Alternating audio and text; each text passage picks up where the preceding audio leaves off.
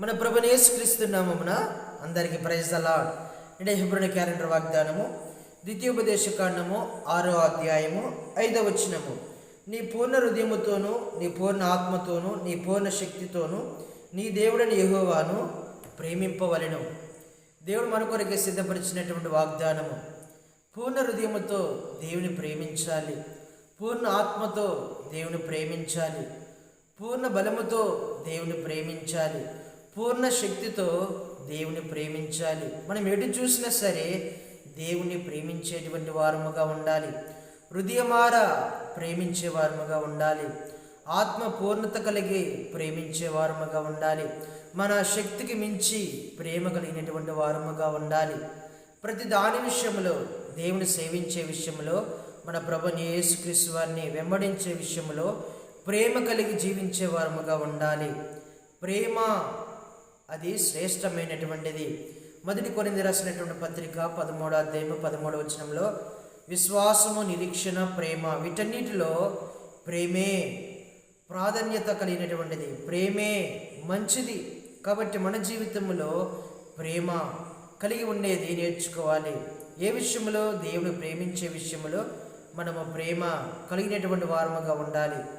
మనము దేవుని ప్రేమిస్తే పొరుగువారిని కూడా ప్రేమిస్తాము, పొరుగువారిని ప్రేమిస్తే దేవుని ప్రేమించినట్టే అని మనకు మొదటి యోహాను రాసిన పత్రిక 4వ అధ్యాయంలో మనము చూస్తూ ఉంటాం. కాబట్టి నిన్ను వల్ల నీ పొరుగువారిని ప్రేమించాలి, నీ దేవుని ప్రేమించాలి అని మనకు దేవుని యొక్క ఆజ్ఞ చూస్తూ ఉంటాం. గలతీయులకు రాసినటువంటి పత్రిక 5వ అధ్యాయంలో మనము చూస్తూ ఉంటాం. కాబట్టి ఉదయకాల సమయంలో మనము దేవుని ప్రేమించేటువంటి విషయంలో ఎలాగ ఉన్నాం అనేది మనకు దేవుడు మనతో మాట్లాడుతూ ఉన్నాడు. హృదయమారా ప్రేమిస్తున్నటువంటి వారముగా ఉన్నామా? మన హృదయంలో దేవుని వాక్యముని పెట్టుకొని, మన హృదయంలో దేవుని సన్నిధి, దేవుని యొక్క ఆలయముని పెట్టుకొని మనము ప్రేమిస్తున్నటువంటి వారముగా ఉన్నామా? వివేకము కలిగినటువంటి వారముగా, ఆత్మ కలిగినటువంటి వారముగా ప్రేమిస్తున్నటువంటి వారముగా ఉన్నామా? దేవుడు ప్రేమించాలంటే ఇక్కడ ఇశ్రాయేలు ప్రజలకు అయ్యే మాటలు చెబుతూ ఉన్నాడు దేవుడు. చూడండి, ద్వితీయోపదేశ కాండము 6వ అధ్యాయము 4వ వచనంలో, ఇశ్రాయేలు వినుము, మన దేవుడైన యెహోవా అద్వితీయుడగు యెహోవా, మన దేవుడైనటువంటి యెహోవా అద్వితీయుడగు యెహోవా. తర్వాత మనం చూస్తే 6వ వచనంలో, నేడు నేను నీకు ఆజ్ఞాపించు ఈ మాటలు నీ హృదయంలో ఉండవలెను, నీవు నీ కుమారులకు వాటిని అభ్యాసింపచేసి నీ ఇంట కూర్చున్నప్పుడును, త్రోవను నడుచున్నప్పుడును, పండుకొన్నప్పుడును, లేచినప్పుడును వాటిని గూర్చి మాట్లాడవలెను, చూచినగా వాటిని నీ చేతికి కట్టుకునవలెను, అవి నీ కన్నుల నడుమ బాసిక వలె ఉండవలెను, నీ ఇంటి ద్వారమ బంధముల మీదను నీ గౌల మీదను వాటిని రాయవలెను. చూడండి, దేవుడు ఇశ్రాయేలు ప్రజలకి సెలవిస్తున్నటువంటి మాటలు, దేవుడు నీకు ఆజ్ఞాపిస్తున్నటువంటివి ప్రతీదీ నీ హృదయంలోనూ భద్రమ చేసుకోవాలి. అవి నీ పిల్లలకు నేర్పించాలి. త్రోవను వెళ్ళేటప్పుడు, వస్తున్నప్పుడు, కూర్చున్నప్పుడు, లేస్తున్నప్పుడు ప్రతి దాని విషయంలో నీ పిల్లలకు నేర్పించాలి. నీ పిల్లలను బలపరచాలి. నీ పిల్లలను అలాగా వాక్యము ద్వారాగా, ధర్మశాస్త్రం ప్రకారముగా, కట్టల ప్రకారముగా, న్యాయ విధుల ప్రకారముగా మీరు నడిపించేవారుగా ఉండాలి. మీరు హృదయంలో వీటిని భద్రమ చేసుకోవాలి. తర్వాత ఏమంటూ ఉన్నాడంటే, అవి నీ కన్నుల నడుమ బాసిక వలె ఉండను, నీ ఇంటి ద్వార బంధముల మీదను. ఎక్కడ చూసినా సరే మన హృదయంలో ఉండాలి, మన ఇంటి దగ్గర ఉండాలి. ఎక్కడ చూసినా దేవుని యొక్క ఆజ్ఞలు కనబడుతూ రావాలి, దేవుని యొక్క కట్టలను కనబడుతూ రావాలి, దేవుని యొక్క నీతి న్యాయములు కనబడేటువంటివిగా ఉండాలి. వాటిని రాసుకోవాలి, వాటి ప్రకారమే నడిచేవారముగా ఉండాలి. వాటి ద్వారాగా మనము పిల్లలను నడిపించే వారముగా ఉండాలి. అప్పుడు మనము పరిపూర్ణముగా దేవుని ప్రేమించగలుగుతాము, దేవుని విడిచిపెట్టకుండా పరిపూర్ణముగా ప్రేమించగలుగుతాము. ఇక్కడ చూస్తే ద్వితీయోపదేశ కాండము 6వ అధ్యాయములో చూస్తే చూడండి 11-14 వచనం, మీరు ఇతర దేవతలను అనగా మీ చుట్టూనున్న జనముల దేవతలను సేవింపకూడదు, మీ మధ్యను మీ దేవుడిని యెహోవా రోషము గల దేవుడు గనుక మీ దేవుడిని యెహోవా కోపాగ్ని ఒకవేళ నీ మీద రగులుకొని దేశంలో నుండుకొని నిన్ను నశింపచేయును. ఎందుకు ఇక్కడ పదే పదే నీ పూర్ణ హృదయముతోనూ, పూర్ణ ఆత్మతోనూ, పూర్ణ శక్తితోనూ నీ దేవుని సేవింపవలను, దేవుని ప్రేమింపవలను అని అంటే అన్ని దేవతల గురించి రాయబడుతున్నటువంటి మాటలు. వాటిని నువ్వు ప్రేమించకూడదు. అన్ని దేవతల గురించి జాగ్రత్తగా ఉండు.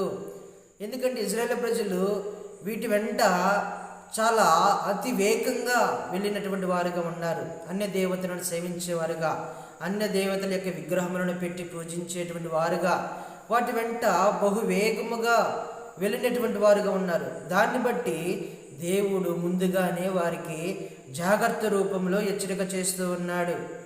మీరు, మీ పిల్లలు, మీ హృదయంలో వీటిని అనుసరించి నడుచుకొని కట్టుకునేటువంటి వారుగా ఉండాలి. ఎటు చూసినా వాక్యములే కనబడాలి, ఎటు చూసినా ఆజ్ఞలు కనబడుతూ రావాలి. ఇవి కనబడకపోతే మీరు ఇతర దేవతల వైపు వెళుతారు, విగ్రహముల వైపు వెళుతారు, వాటిని పూజించేటువంటి వారుగా ఉంటారు. అందుకని దేవుడు ముందుగానే మీరు వాటి వైపు వెళ్లకుండా ఉండాలి అని అంటే నిత్యము పూర్ణ హృదయముతో, పూర్ణ ఆత్మతో, పూర్ణ బలముతో, పూర్ణ శక్తితో దేవుణ్ణి సేవించి ప్రేమించేవారు ఉండాలి. ఎక్కడ చూసినా కొరత అనేది కనబడకూడదు. ఆత్మ సంబంధమైనటువంటి జీవితంలో లేమి కనబడకూడదు, దరిద్రత కనబడకూడదు, నిండుగా పరిపూర్ణముగా కనబడాలి. మత్తయి సువార్త 5వ అధ్యాయం లాస్ట్ భాగంలో నేను పరిపూర్ణత కలిగినటువంటి వాడును, మీరు కూడా పరిపూర్ణులై ఉండాలి. ప్రతి దాని విషయంలో, దేవుని ప్రేమించే విషయంలో పరిపూర్ణత కలిగినటువంటి వారముగా ఉండాలి. దేవుని సేవించే విషయంలో పరిపూర్ణత కలిగినటువంటి వారముగా ఉండాలి. కొంచెం అంటే సరిపోదు, కొద్దిగా అంటే సరిపోదు. సగము లోకము, సగము దేవుడు అంటే కుదరదు. పర్ఫెక్ట్గా, సంపూర్ణముగా, పరిపూర్ణముగా దేవుని ప్రేమించే వారముగా ఉండాలి. ఆయన తప్ప వేరొక దేవుడు మనకు లేడు. ఆయనే నిజమైనటువంటి దేవుడు, లోక రక్షకుడు.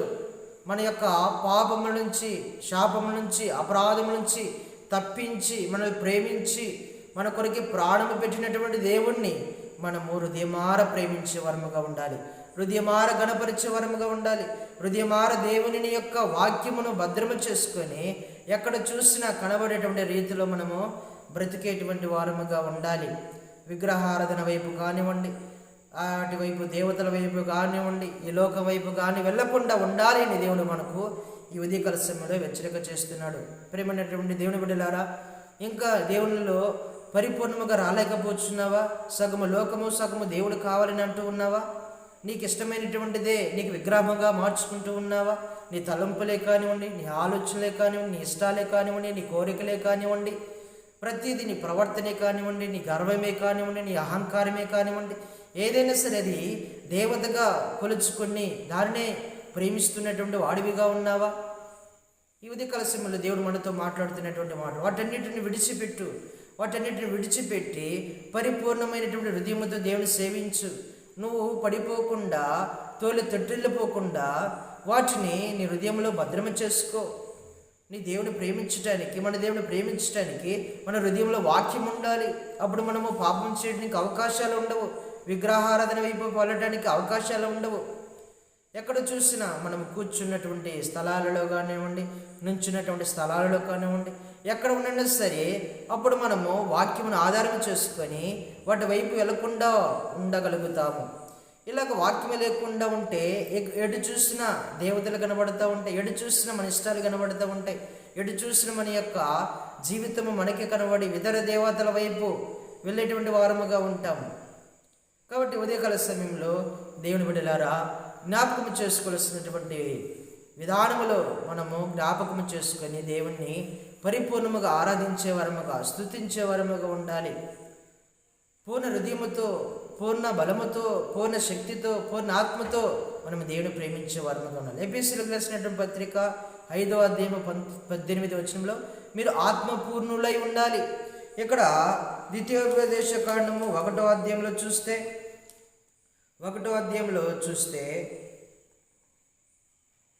ద్వితీయోపదేశ కాండము 1వ అధ్యాయం 36వ వచనంలో యొప్పని కుమారుడైన కాలేబు తప్ప మరి ఎవడను చూడడు, అతడు పూర్ణ మనసుతో యెహోవాను అనుసరించిన కనుక అతడు దానిని చూచును. అతడు అడుగుపెట్టే దేశమును నేను అతనికి, అతని సంతానమునికి ఇచ్చిదని ప్రమాణము చేసిను. చూడండి, పరిపూర్ణమైనటువంటి మనసుతో, పూర్ణ హృదయముతో కాలేబు గారు దేవుని సేవిస్తూ వచ్చాడు, దేవుని ఆరాధిస్తూ వచ్చాడు, దేవుని గణపరుస్తూ వచ్చాడు. దేవుని మహిమపరుస్తూ వచ్చాడు. హృదయమార పరిపూర్ణమైనటువంటి మనసుతో, పరిపూర్ణమైనటువంటి విధి విధానాలతో, పరిపూర్ణమైనటువంటి ఆత్మతో అతడు దేవుని సేవిస్తూ వచ్చాడు. కాబట్టి దేవుడు పాలు తేనె ప్రవహించేటువంటి దేశంలోనికి అతను తీసుకుని వెళ్తూ వచ్చాడు. అతని సంతానమునకు, అతడు అడుగుపెట్టే స్థలమునకు దేవుడు ఇస్తూ వచ్చాడు. మన జీవితంలో కూడా మనం పరిపూర్ణమైనటువంటి విధానంలో దేవుని సేవిస్తే ఏది కూడా మనల్ని తక్కువ చేయదు, ఏది కూడా మనకు తక్కువ కాకుండా దేవుడు చూసుకుంటూ ఉంటాడు. మనము సరైనటువంటి రీతిలో అనుభవించలేకపోవడానికి కారణాలు ఎన్నో ఉండవచ్చు.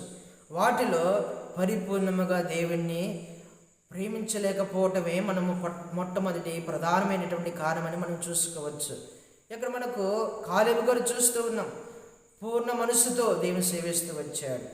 పూర్ణ ఆత్మతో నింపుకొని దేవుణ్ణి సేవిస్తూ వచ్చాడు. మీరు ఆత్మపూర్ణులై ఉండాలి, పరిపూర్ణత కలిగినటువంటి వారముగా ఉండాలి. ఈ ఉదయకాల సమయంలో మనము అలాగా ఉండాలని దేవుడు మాట్లాడుతూ ఉన్నాడు. కాలేబు గారి వలె పూర్ణ మనసుతో దేవుణ్ణి ప్రేమించే వారముగా ఉండాలి, పరిపూర్ణత కలిగినటువంటి వారముగా ఉండాలి, ఆత్మ పూర్ణత కలిగినటువంటి వారముగా ఉండాలని దేవుడు మనతో మాట్లాడుతూ ఉన్నాడు. ఇలాగ దేవుడు మనల్ని సిద్ధపరిచి నడిపించును గాక. ప్రార్థన చేసుకుందాం. పరిశుద్ధుడా, ప్రేమగల తండ్రి, మీ దయగల నామాన్ని బట్టి వందనాలు, స్తోత్రాలయ్యా.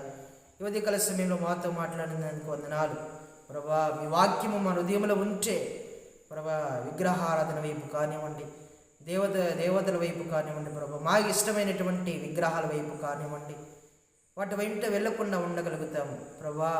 మీ వాక్యము మన హృదయంలో ఉంటే పాపం చేయకుండా ఉంటాము, మిమ్మల్ని పరిపూర్ణమైన విధానంలో సేవించగలుగుతాము, ఆరాధించగలుగుతాము ప్రభా. ఇంకా ఇలాంటి అనుభవంలో మేము ఎవరైతే లేమో మా హృదయాలతో మాట్లాడి మమ్మల్ని సరిచేయండి ప్రభా. పరిపూర్ణమైనటువంటి హృదయంతో మేము సేవించేవారముగా సిద్ధపరచండి ప్రభా. అలాగే పూర్ణ మనసుతో కాలేబు గారి వలె ప్రభువులు మిమ్మల్ని హత్తుకొని జీవించేవారముగా మీ వాక్యము మా హృదయమైన పలక మీద భద్రము చేసుకొని పరిపూర్ణంగా మేము సేవించి ఆరాధించేవారముగా సహాయం చేయండి. ఈ లోక పాప భోగాల వైపు చూడకుండా ప్రభా, మీ వాక్యము ఎక్కడ చూసినా మేము పెట్టుకొని వాటి ప్రకారముగా నడిచేవారముగా మీ కృపను దయచేయమని ప్రార్థన చేస్తూ, వాక్యం ఇచ్చినటువంటి వారిని ఎలాగ ప్రభా వాక్యముతో బలపరిచి ప్రభు ఆత్మ సంబంధమైనటువంటి మేలులతో తృప్తిపరుస్తారమని ప్రార్థన చేస్తూ ప్రభువైన యేసుక్రీస్తు పరిశుద్ధ నామములో ప్రార్థించి అడిగి వేడుకుంటూ ఉన్నాము తండ్రి. ఆమేన్. అందరికీ ప్రైజ్ ది లార్డ్.